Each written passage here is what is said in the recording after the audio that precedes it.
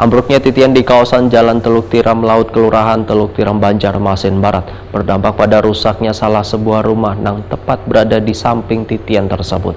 Dikarenakan sebagian di depan rumah warga tersebut dijadikan wadah gasan menandak alat tiang pancang titian.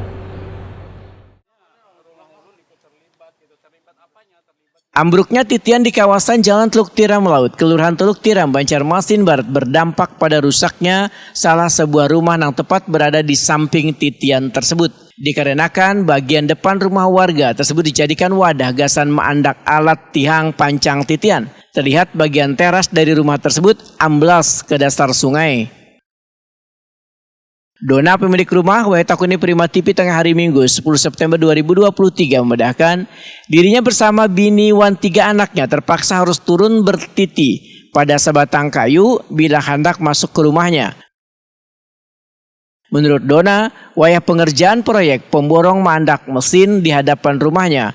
Awalnya pemborong berjanji membaiki terasnya, namun hingga gawian titian ini tuntung, rumahnya kada diperbaiki.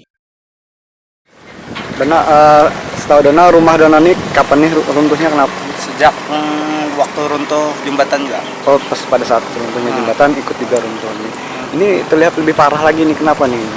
Keandakan alat gawian bannya nih. Pada saat proyek ini dilaksanakan. Yeah. Berapa lama pelaksanaan perbaikan ini? Perbaikan sekitar setengah bulan kan? Setengah bulanan lah. Setengah bulanan. Berarti setengah bulan juga rumah Dona dibebani oleh alat tadi? Iya, alat.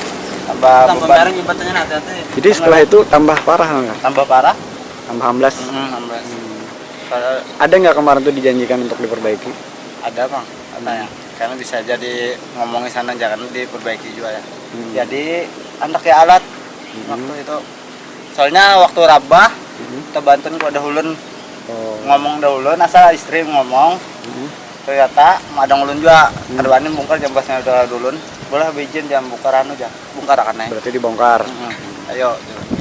Ternyata sampai sekarang tidak ada perbaikan. Tidak ada bang. Harapan Dona sendiri apa nih? Mudahan aja dibantu akan gitu nah. Dipercepat ya.